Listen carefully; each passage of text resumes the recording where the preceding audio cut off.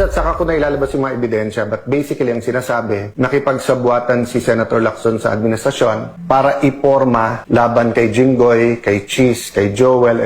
Aminaw na to karon Gab. No, si Senador OSP, Senate President, yapon ang tawag ani mga higala niya. Alan Peter Cayetano. XFM Katropa. Senator Coco and Senator Tito said independent Senate kailangan na walang impluwensya ang Malacanang, etc., etc. So the rest is history, but that's my first point, no? Tinanggihan ko yon on the matter of principle, hindi ko nakuha. Fast forward 2025, nung nanalo na po sila Senator Lacson, Senator Tito, Senator Bam, Senator Kiko, etc. I was kinontak ako ng isang malapit sa Pangulo, etc. At sinabi kung hindi matatanggal si Cheese, ako na lang. No, walang basbas ng Malacanang to, pero ang kausap sila Senator Tito, etc. And it happened a second time nung uusapan namin yung tungkol sa Commission on Appointments. Sinabi sa akin ni Senator Loren yun, na alam mo naman kung anong offer. Sabi ko, guys, para kung kapatid na si Cheese, marami na rin kaming beses na magkalaban, but we promise each other to pray together, consult each other, move forward each other. So, naintindihan ko karamdaman nyo, pero hindi ko pwedeng kunin sa kanya.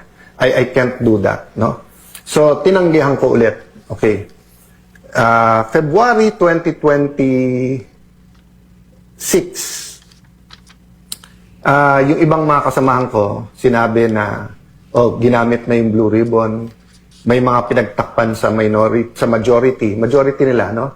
May mga pinakita sa akin whether ito yung basta saka ko na ilalabas yung mga ebidensya, but basically ang sinasabi, nakipagsabwatan si Senator Lacson sa administrasyon para iporma laban kay Jinggoy, kay Cheese, kay Joel, etc. Regardless kung may zero truth, partial truth, or whatever. And then may mga pinagtakpan, no? From masterminds lower. And then iba-ibang grupo 'yon, ha. Wala pa wala pa atang 18 noon yung Marines. So ang inudyukan namin noon ay si Senator Loren. So again, wala naman nagsabing dapat ako, binigay ko sa kanya. Nag-usap kami, sabi niya, Alan, sana tayong dalawa, no? But kaming dalawa, meaning mag-sharing din kami.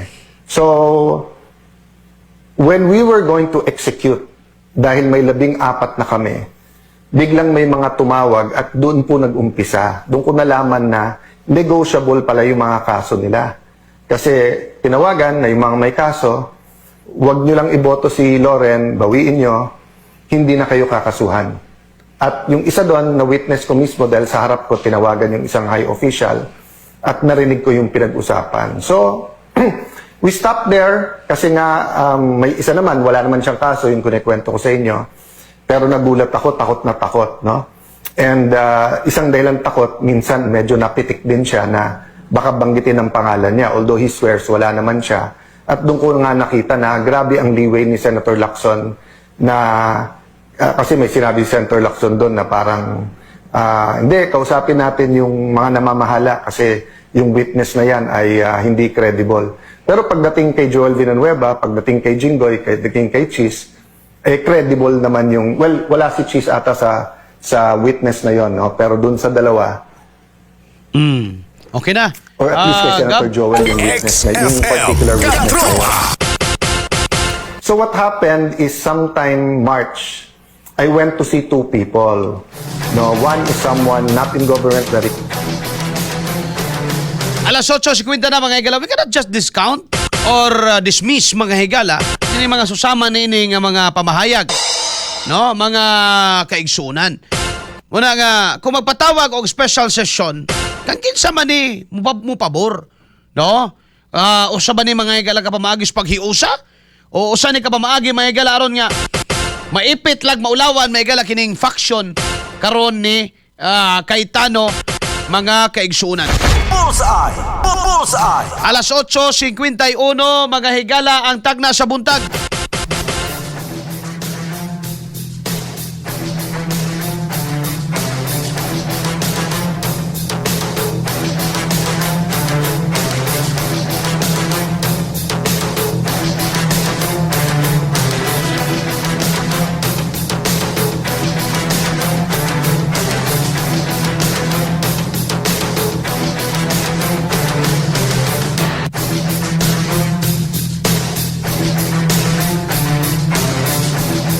Alas 8:51 na may galandag na sa atong pagpanagubanuban. No? Dirita mga higala sa dugang panatong isgutanan. Kay kalabot mga higala lagi sa di man gud nato malayo ning impeachment ba? No? Karon mga panahon na kay sa tanaw na to, mo ni urgent gyud para sa ila. Kailangan ni mulusot og nabalaka gyud sila nga with this situation sa Senado, mga higala, posible gyud nga matutyo gyud ang ilahang impeachment. No? Malangan ba? Di man siguro ingon may higala nga ma-water, pero malangan gyud. Unya, you know, kung ma-delay siya, maabtag panahon may higala, awa na. Pero sige lang, ilamang gyapon ang ipadayon mga kaigsunan. Now, nasairan man nato ron nga ang Senado 22 na lang sila mga higalang presente. Okay, si Senador Jingo Estrada is nakulong pero dili siya konbiktado. Mga kaigsunan, ang ibang tawagon pa siyang senador, yes. Senador pa ba siya? Yes. No? Samtang mga higala si Senador Ronald Bato de la Rosa, senador pa ba siya? Oo, senador pa. No? Asa man siya ron? Armas Pilipinas, no? So, kuan ba siya? Kini bang beyond ba siya coercive power sa Senado? O pa man siya sa laing nasod, kamo ra mingon naara siya sa Pilipinas, di naara diri. So, di ka makaigo beyond the coercive power, no, sa Senado mga higala. No? So, pero lagi na nga to mga higala ginaingon ba nga? Unsa man gyoy inyuhang tumong sa impeachment? No? Kuan ba gyud ni kining accountability ba gyud ni? O usa lang ka pamaagi sa kini mga higalang pagpiang sa kalaban sa politika. Kay kung nga ni man gud kung accountability ni mga igsoon, no, tanan man tanang nangitaan ng accountability. Pero dili pod siguro ingana mga higala ka atat. Ang accountability mga higala, no, mas mo grabe gyud na kung sugnuran nimo nag political o personal mga higala nga kasuko.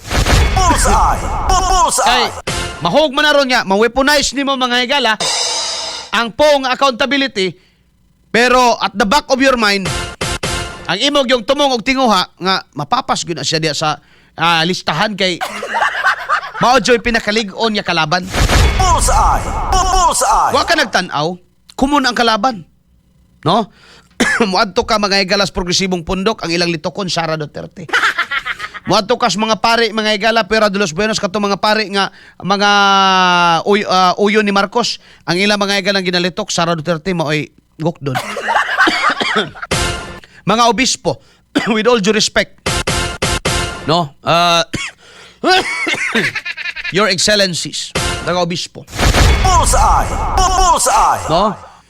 Wala man lang ganin mo mutingog sa diha nga ang gibasura, no, sa Sandigan Bayan ba to? Kanto mga higalang mga kaso kalabot na sa ill-gotten wealth sa mga Marcos. Nga kaniadto grabing banhaan ninyo when it comes to pag pangawkaw, no, nga gihimo mga higala sa mga Marcos sa atong nasod mga kaigsuunan. Pero naabay nag-ingay, naabay nagsaba. Bisan kining grupo mga higala sa mga progresibo, naabay garali. Katurang katong atom, no nga grupo mo ay garali. Pero ang ilang gikalaban di man si BBM. Si Alan Cayetano ilang gikalaban. Wa gani sila nasuko may galaga daw na wadag bili kato mga kaso nga pag kini may gala pag-recover sa gingo mga ill-gotten wealth sa mga Marcos, no? Tinuod gyud ay na plansa gyud ni Marcos ang iyang apelyido mga higala, pero mo lagi sa gahom nga pamaagi mga igsoon. Gaputan na to bag di ba gini mo na pwedeng lubagon, utrohon o irison sa kasaysayan sa Pilipinas nga during the time sa iyang amahan 20 ka tuig, no? Mga kaigsuunan, grabe kadaghan ang mga violation. Ito akong amahan, gab, di gin mo butar, wag gin ni butar ni Marcos. Ano man? Alang-alang, usa man siya sa mga naaan sa unang mga NPA. Nga, gipangkarga mga higala sa sakyanan sundalo. nga di man gani ka halos ka istorya. Kay mo istorya ka pang batstrokon maka. Oh. Kumikan lang kay naas bukid, unyang trabaho in town gabasirog kahoy. Oh. Unya pasanginlan mga higala nga kauban daw sa commander. Oh, in town. Ang dadagi dito mga higala, limbas, kadina, pitik. Ang armas, chinso. Okay lang tatog Jack the Ripper. Tinood man na mga kaigsunan. Nga sa panahon nila, no, sa iyang amahan, di ko na mo na ikalimod sa ilang pamilya, mga kaigsunan, grabe, no? Gihukasan pag-ayo ang atong nasod. Bullseye! Bullseye! Nakadungog ba kag nipalag sila mga higala? Wala, even mga higala, balita, minus, no? Minus. Murag dawadaan na tugbili, murag okay na ang tanan mga kaigsuunan. No? So, karon tanaw nimo, common ang kalaban nila. Ari ka mga higala sa mga obispo nga uyon ni Marcos karon, kalaban na Sara. Ari ka sa mga progresibong pundok, kini mga higala mga NPA, ang ilang kalaban Sara. Ari ka mga higala sa opisyal sa gobyerno, ang ilang kalaban Sara. Ari ka sa kongreso, ang ilang kalaban Sara. You cannot deny. Bisan pagpiyungan mga higala, klaro man nga ang lining karon sa kongreso mga higala is BBM. Well, pwede mo debate ana, no? Pero I think mga higala katungod na ko na. I firmly believe that it is my right mga igsoon, no? Bisan pagpiyungan nato, no? Bisan pag atong piyungan ang kalaban sa kongreso mga higala Sara dili si BBM eh. Oh. So, nahimo ba nga isa ra ilang gipunteriya mga higala? No? So, accountability ba ang tawag ana mga igsoon? When you are singling out isa ra ka tawo mga higala imong ginagukod. Kung accountability mga higala, you do it for the sake of accountability per se, ay sus Ginoo ko lampurnasa na. Bullseye! Bullseye! Asa mang accountability kang Martin Romualdez? Asang accountability kang Amina Pangandaman? Di ba nangawa ra sila? Nangahilom lang sila. Asang accountability kang Executive Secretary Bersamin? Asa naman sila? Kinahanglan ba silang mutubag? Yes. Nga naman, their names were mentioned. Labi na mga higala si Amina Pangandaman. Kailangan ba silang manubag? Yes. Nga naman, napamatud-an naman na diya sa House of Representatives. Nga di basta-basta ang mga insertion. No, giyaw-yaw naman ang irise mga higala. Even mga higala ang si Martin Romualdez unsa ingon niya. Oh, dili siya mo uyon nga siya ay mastermind. Kay kini nga kawat mga higala nagsugod pa ni sa presidente, sa executive. Now, kisa may DBM secretary, Amina Pangandaman, o asa man siya ron? Asa man siya karon mga kaigsuunan? Dapat manubag sa siya ni ini mga. Bullseye! Bullseye! Pero tanawon nimo walay laing ginalitok, Duterte ra gyud. Sara ra gyud mga higala. Ngano ka? No? Ngano ka? Mo nay dakong pangutana nagtangag may galag dakong ganto. Now, kung imong tanawon mga higala, murabag buhaton gyud nila ang tanan. Mga igsoon. Kay ikaguol gyud nila o ikaguba mission failed gyud da. Mga higala. Kung dili nila madayon no nga ma-impeach mga igsoon si Sara.